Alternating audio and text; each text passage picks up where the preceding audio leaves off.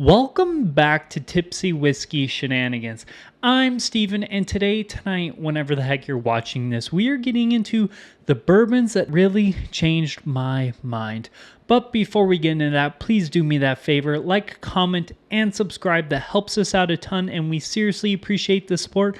But let's get in today's video. So today I'm talking about bourbons that changed my mind. And I'm not specifically talking about bourbons that changed my mind about, bourbon as a whole. These were minds or opinions that were changed while I was already into bourbon, but I had some preconceived notions or I had some previous opinions I brought into it, and these are kind of the bourbons that I tried that really changed my opinion or my mind about one thing or another. So to get right into this, we're going to start it off with kind of the spiciest one on this list, and that is E.H. Taylor Small Batch.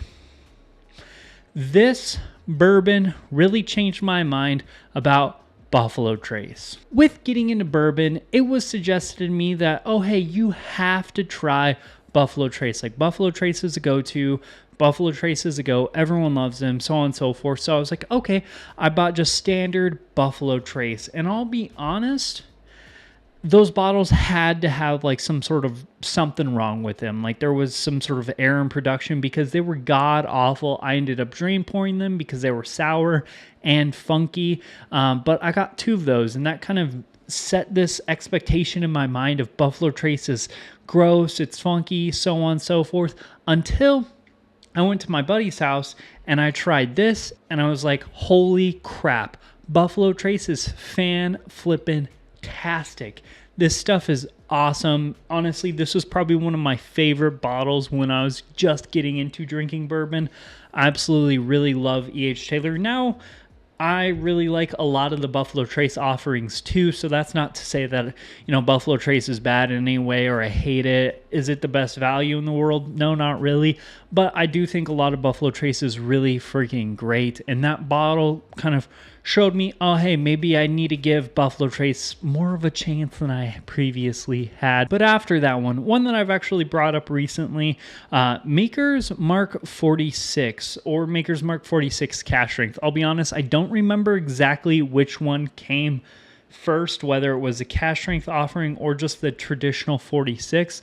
That being said, this one really opened me up to wheaters. I'm not a huge wheater fan, still am not a huge wheater fan, but this one kind of made me think, oh, hey, maybe I should give more wheaters a chance, because this was the first wheated bourbon I really liked out of probably like 5 or 6 wheated bourbons. Like Larceny, I still don't think is great. Weller's, I'm kind of like, about.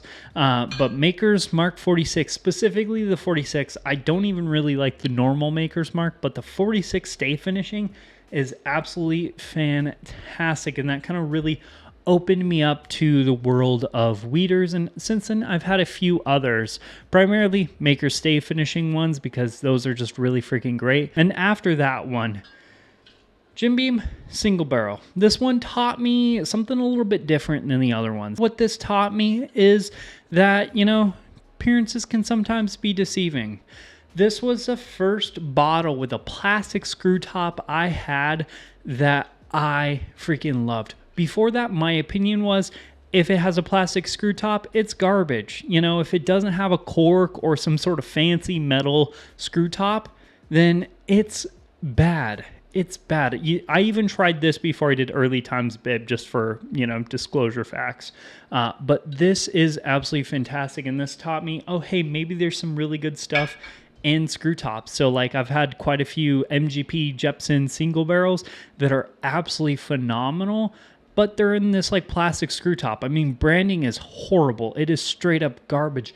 That being said, it's not all about the branding. Sometimes the whiskey inside is really freaking fantastic, even if the branding is, garbage. And speaking of MGP, the bottle that changed my mind on MGP, Belle Meade Reserve bourbon.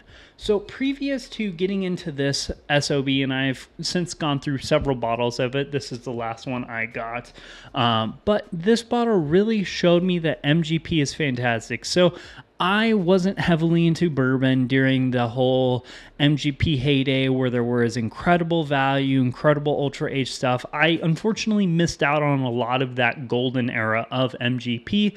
And when I first got into bourbon, I tried some, cheaper MGP, some stuff I didn't really care for. And this kind of set me down that path because this was the first MGP bottle that really blew my mind. Before this, I was like, oh, MGP is just a crappier Buffalo Trace. But now I see the light. I see that MGP is fantastic. And nowadays, my opinions are a little slip-slopped because I don't really love Buffalo Trace as much as I used to. And now MGP is, again, one of those bottles that I'm buying a lot of. And then up next, Knob Creek 12. This one showed me the light in the, we'll call it the light in the end of the tunnel with the beam profile. So I did not like that nutty, earthy, Jim Beam profile. Jim Beam is a nuttier whiskey. It's a nuttier Kentucky bourbon. And I didn't really like that when I first started. Again, I was super into Buffalo Trace to begin with, and we'll call it more approachable flavors. But I had quite a few Beam offerings, and I didn't like a single one of them, even that Knob Creek single barrel to begin with, which now, full disclosure, I really like that bottle, but I didn't care for them much until I gave this one a try because, well, you don't see a lot of 12-year-old age-stated bourbons that are very available. So I was like, okay, well, it's 12 years old. We'll give it a shot. We'll see if it's good. This blew my mind. And this really got me into that whole nutty flavor profile. And I'll be honest, nutty bourbons have now kind of become more my thing than non-nutty bourbons, if we're being honest. Like those Knob Creek, Elijah Craig, that kind of nutty Heaven Hill Beam flavor profile, I'm really in love with nowadays. And last one on this list, but surely not last, Ironroot Harbinger 115 proof. So before this bottle, I thought Texas whiskey was crap, which that's partially in the two first Texas bourbons I tried, as well as kind of the stereotype of Texas whiskey is not good. It's a stereotype, and coming from just drinking Kentucky bourbon, that's easy to fall into unless if you've given it a chance. And I gave Garrison Bros a chance and Balcones, just the red label bourbon, a chance. I don't like the Balcones red label bourbon and the Garrison Brothers stuff. It's okay in my opinion, but it is ridiculously overpriced. So I had a bad taste in Texas bourbon. I had a bad taste in my mouth with Texas, which is now one of my favorite subsections to get whiskey from, especially the Balcones single malts or a lot of the Ironroot limited edition ones. But this one was a donated bottle for me, I had one of these donated to the channel, and I loved it. It really turned a whole subsection that is now a really big deal to me around, which I absolutely freaking love that bottle. Ironroot and Texas for that, one of my favorite brands and favorite subsections. I never would have really been able to discover had I not given that a chance. This is a wrap for today's video. Please do me that favor, like, comment, and subscribe. Let me know down below what you thought about this video, as well as what you thought about my, video concept, and what have been some bottles that kind of changed your mind. I know we walk into this whole whiskey world, and all this stuff is so subjective, so it's kind of hard to know all your opinions and whatnot, especially if you haven't tried anything. So I'm sure you've walked into a situation where you have some preconceived notions about it. So let me know down below what bottles really changed your mind about those previous ones, or did they just reinforce it? Because again, not everything's for everyone. And also check out the Facebook, Instagram, and the Patreon. Links for all that stuff down there below as well. That is a wrap for today's video. Cheers, y'all. We'll see you later.